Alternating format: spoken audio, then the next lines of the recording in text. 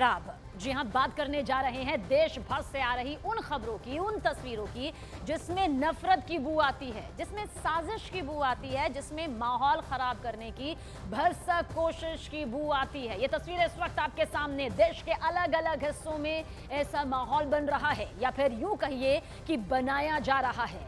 त्योहार के रंग में भंग घोली जा रही है। हाल ही के वक्त की ये 8 जगह की तस्वीरें आपके सामने, जो 8 हकीकत को लेकर कुछ इस तरह से हाजिर है। उत्तर प्रदेश से लेकर झारखंड तक और महाराष्ट्र से लेकर कर्नाटक तक हर जगह मजहब के नाम पर कहीं ना कहीं माहौल खराब करने की ये कोशिश की जा रही है। लेकिन आखिर ये कौन कर रहा है, क्यों कर रहा है, किस मकसद से कर रहा है, इसका पूरी तरह से सामने आना अभी बाकी है।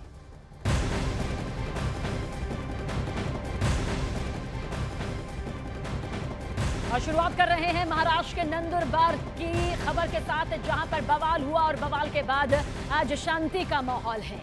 कल हुई हिंसा के बाद नंदुरबार में नासिक ग्रामीण और धुले से और भी ज्यादा पुलिस फोर्स भेजी गई है, ताकि माहौल को काबू में रखा जा सके, अमन चैन शांति बरकरार रखी जा सके। साथ ही SRPF की भी तैनाती यहां पर की गई है। आज पुलिस और SRPF ने नंदुरबार में फ्लैग मार्च निकाला। पूरे शहर में फिलहाल कल की हिंसा के बाद सन्नाटा पसरा हुआ है। पुलिस ने इस मामले में 40 से ज्यादा लोगों को हिरासत में लिया है। कड़ी पूछताछ भी की जा रही है। और वहीं कल हुई पत्थरबाजी में 16 लोग जख्मी हुए, जिसमें 10 पुलिसकर्मी शामिल रहे। पुलिस लगातार लोगों से अपील भी कर रही है कि अफवाहों पर ध्यान ना दे, और एक जिम्मेदार चैनल होने के नाते हम भी आपसे यही अपील करते हैं कि किसी भी तरह की अफवाहों पर कतई ध्यान ना दे और ना ही फैलाएं। देखिए, देश के अलग अलग इलाकों से इस वक्त सांप्रदायिक तनाव, या फिर यूं कहिए कि सांप्रदायिक सौहार्द को बिगाड़ने वाली तस्वीरें सामने आ रही है। जगह जगह से आ रही पत्थरबाजी और धार्मिक आस्था के साथ खिलवाड़ की तस्वीरें ये बताने के लिए काफी है कि कैसे देश का माहौल खराब करने की साजिश बड़े स्तर पर कहीं ना कहीं रची जरूर जा रही है।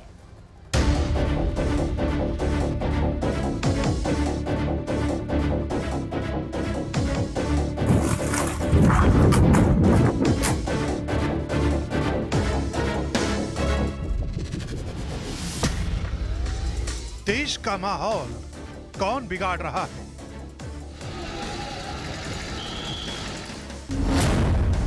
कौन उकसाने वाली साजिश रच रहा है?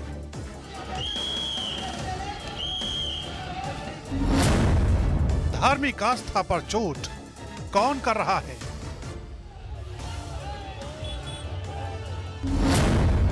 किसके हाथों में सांप्रदायिक साजिश का ट्रिगर है?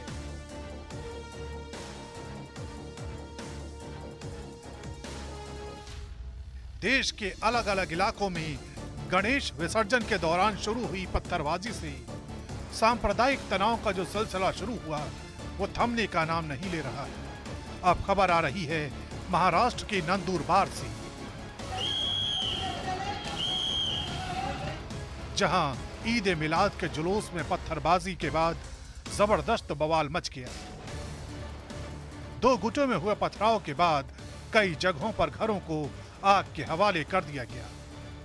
बताया जा रहा है कि इस दौरान दंगाइयों ने 10 से 12 घरों को फूंक दिया।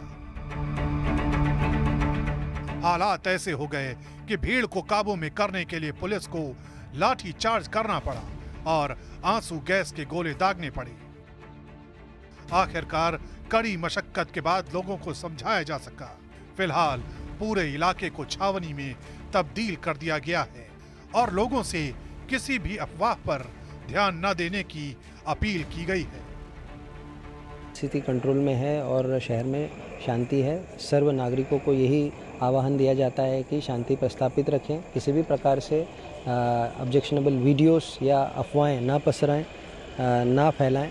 उनके वजह से अगर ऐसा कोई भी व्यक्ति सामने आएगा जो इस तरीके की अफवाह या गलत प्रकार के वीडियोस फैलाएगा, तो उस पर कायदेशीर तरीके से कार्रवाई होगी। नंदुरबार में हुई इस घटना में कई लोगों के घायल होने की खबर है, जबकि इस मामले में पुलिस ने 40 से ज्यादा लोगों को हिरासत में लिया है।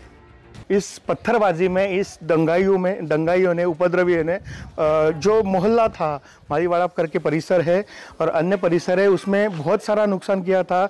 बहुत सारे घरों की जो है तोड़फोड़ हुई है, पथरावबाजी घरों पर हुई है, सामानों का नुकसान है जो हुआ है। ऐसे जो व्हीकल्स है, जैसे ऑटो रिक्शा है, उसकी शीशे तोड़े गए। ऐसे बहुत सारे व्हीकल्स है इस परिसर में जिनका बहुत सारा नुकसान हुआ है। राजस्थान के भीलवाड़ा से भी चौंकाने वाली खबर आ रही है।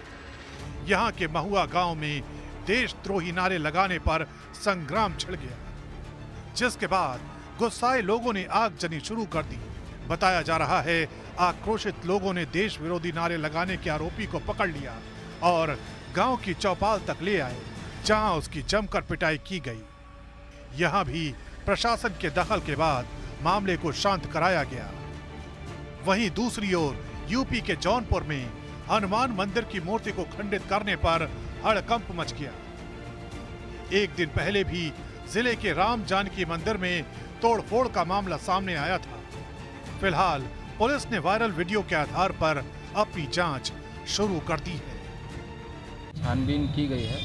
इसमें पाया गया कि वहां पर 7 प्रतिमाएं हैं, जिसमें से एक प्रतिमा राधा कृष्ण की प्रतिमा को हानि पहुंचाई गई थी।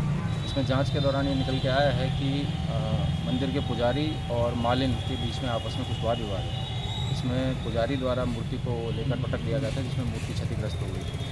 इसी क्रम में नई मूर्ति लगाकर वहाँ पूरे विधि विधान के साथ प्राण प्रतिष्ठा करा दी गई है।